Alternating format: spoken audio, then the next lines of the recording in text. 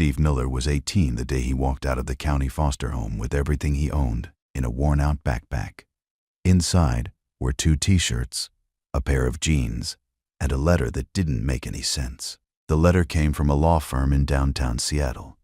It said he was required to attend the reading of a will belonging to Nathaniel Vance, the billionaire real estate developer whose name was stamped on half the skyscrapers in the city. Steve had never met him. As far as he knew, he didn't even have family left. Still, the letter included a bus ticket and an address on the 42nd floor of a sleek glass tower overlooking Elliott Bay. Curiosity alone was enough to get him there.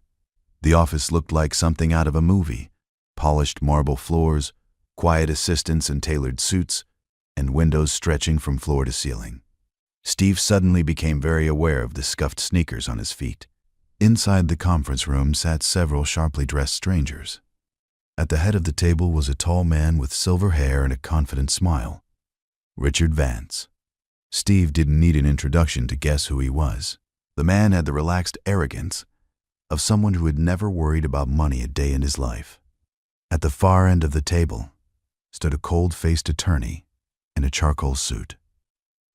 Marcus Thorne. He introduced himself calmly. Executor of Nathaniel Vance's estate. The reading began.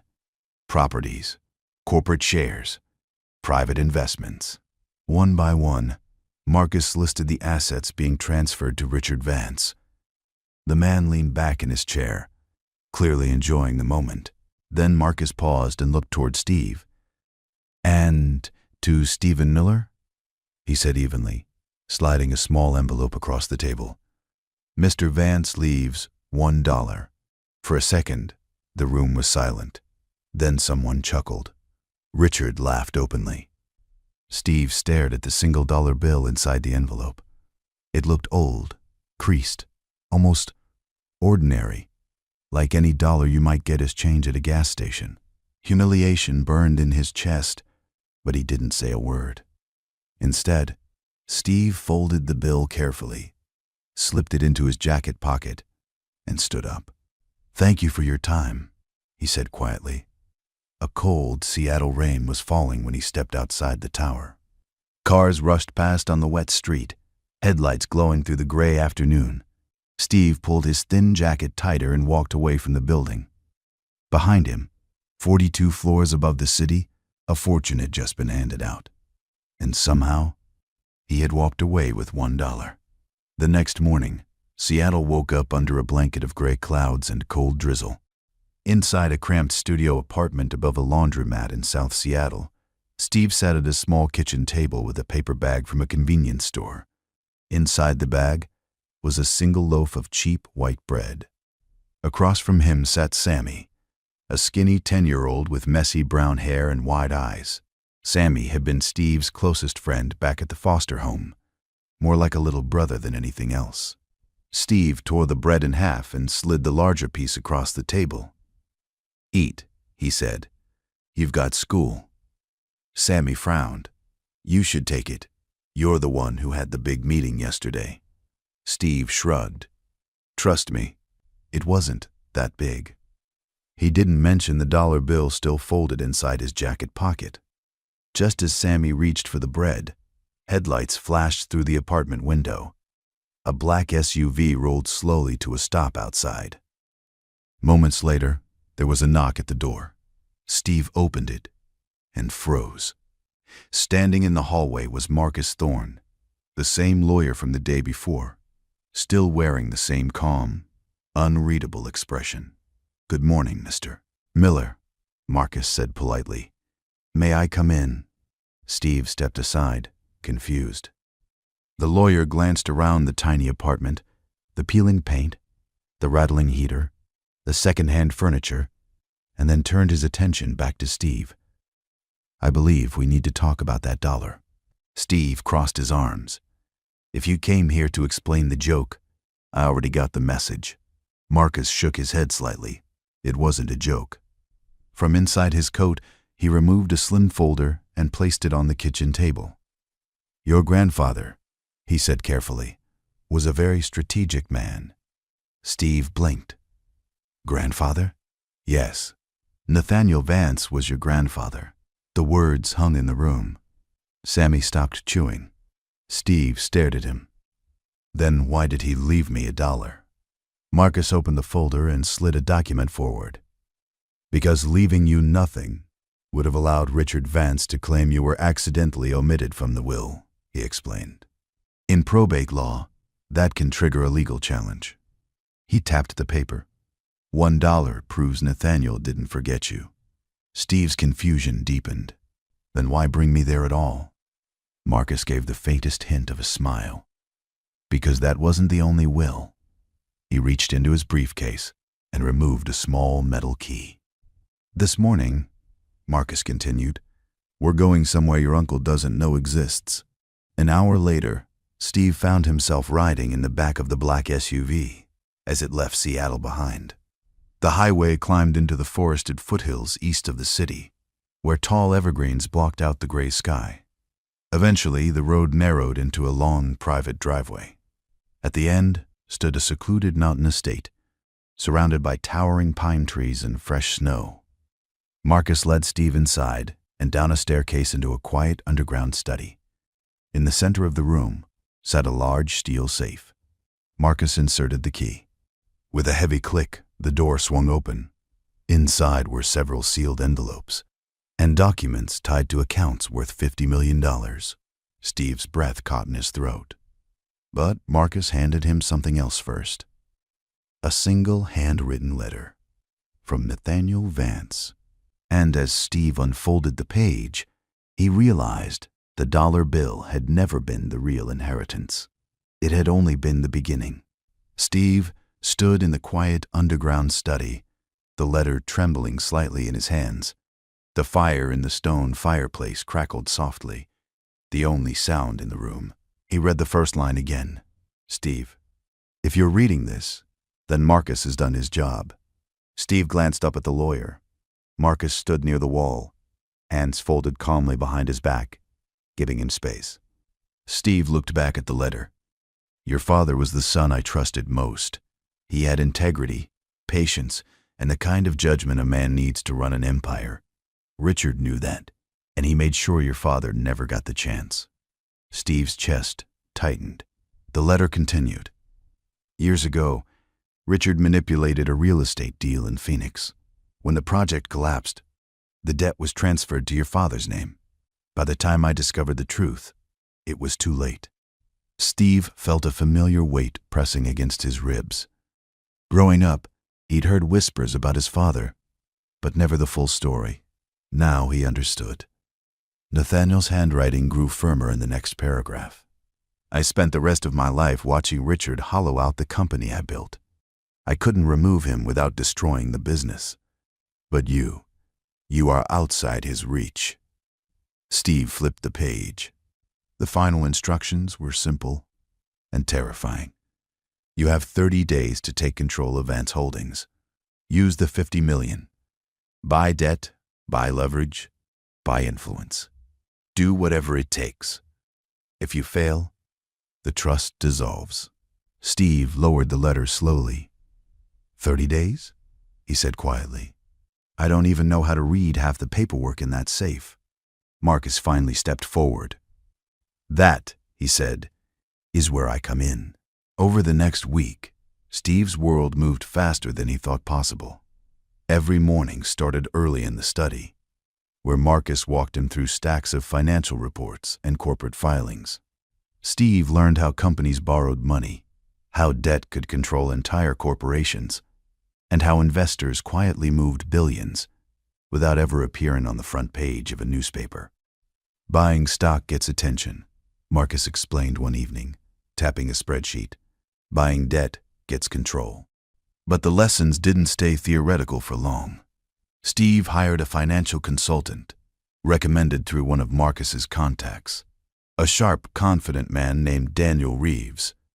At first, Daniel seemed helpful. He guided Steve through several early purchases of distressed corporate debt tied to Vance Holdings. Then Marcus noticed something strange.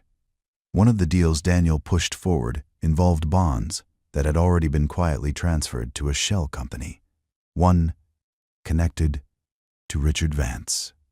Marcus shut the deal down within minutes. Steve stared at the documents in disbelief. "You're saying he was working for my uncle?" Marcus nodded. "In this world," he said calmly, "loyalty is often rented." As if the betrayal wasn't enough, Richard began pushing back. Within days, several banks suddenly refused to process Steve's transactions. A legal complaint appeared, accusing an unknown investor of attempting to manipulate Vance Holdings' debt structure. Richard had noticed. Steve sat late one night in the study, staring at the letter again. 30 days. Now, there were 22 left. Marcus poured 2 glasses of whiskey and set one down beside him. "Your grandfather didn't choose you because this would be easy," Marcus said. Steve looked up. Marcus met his eyes. "He chose you because Richard has never faced someone who has nothing left to lose." By the time the 4th week arrived, Seattle's winter rain had settled into a steady gray drizzle that seemed to hang over the city day and night. Inside Vance Tower downtown, Richard Vance was hosting one of his signature charity galas. The event filled the entire ballroom on the 39th floor. Crystal chandeliers, live jazz, catered seafood, and a guest list that included politicians, investors, and half the city's business elite. For Richard, it was the perfect stage.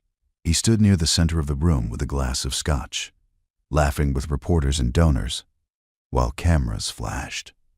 The headlines the next morning would paint him exactly how he liked to be seen: Seattle's most powerful real estate mogul and the generous face of the Vance empire. What Richard didn't know was that the quiet financial pressure building around his company hadn't stopped. It had only been moving out of sight. Across the city, over the past 3 weeks, Steve and Marcus had worked almost entirely behind closed doors.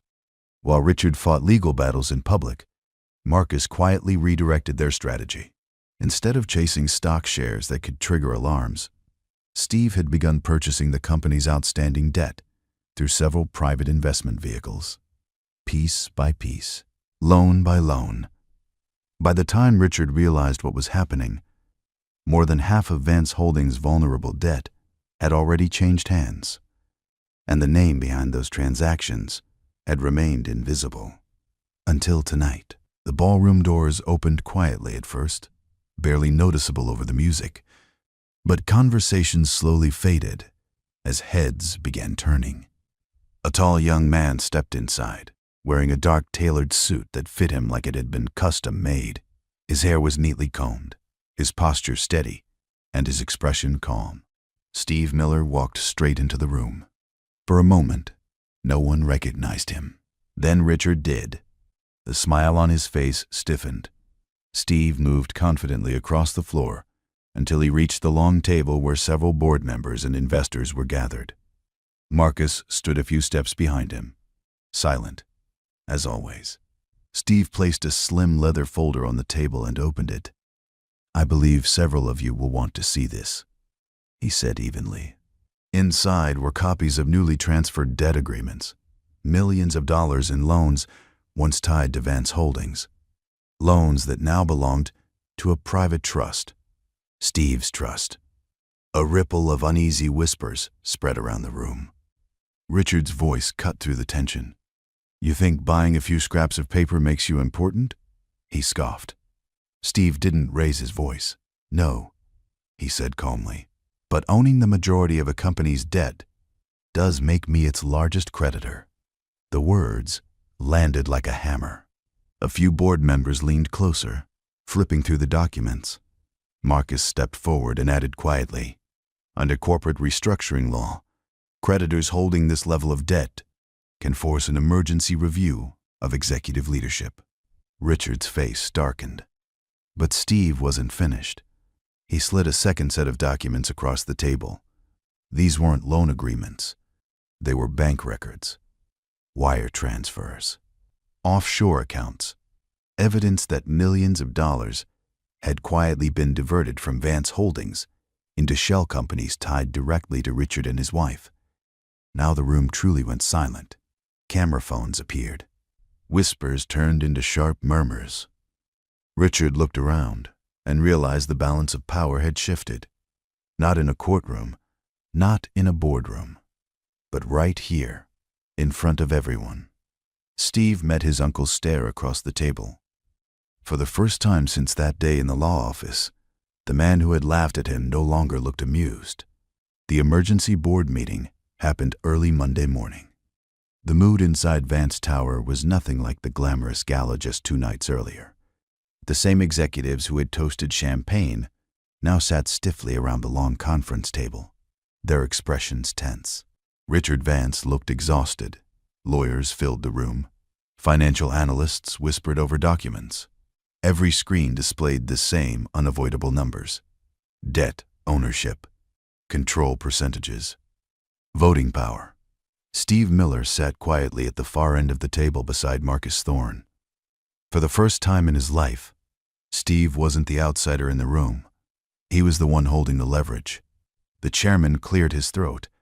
Based on the financial position presented, the board will now vote on a restructuring of executive leadership. The vote didn't take long. One by one, hands went up. Richard stared at them in disbelief. When the final vote was counted, the decision was clear. Richard Vance was removed as CEO of Vance Holdings. Federal investigators would soon begin reviewing the financial records Steve had revealed. The empire Richard believed he controlled was no longer his. He pushed back his chair violently and pointed across the table. "You think this makes you better than me?" he snapped. "You just got lucky." The room went silent. Steve reached into his jacket pocket. Slowly, he pulled out the same $1 bill from the day of the will reading. He placed it gently on the table in front of Richard. "My inheritance," Steve said calmly. "Don't spend it all in one place." 6 months later, things looked very different. Vance Holdings had stabilized under new leadership. Several internal reforms were underway, and the company had begun funding housing and education programs across the state. But Steve wasn't living like a billionaire. Most afternoons, you could find him outside a renovated youth center in Tacoma, where dozens of kids from foster homes now had a safe place to study, play basketball, or simply hang out. Sammy ran across the grass chasing a golden retriever, laughing like a kid who no longer had to worry about tomorrow.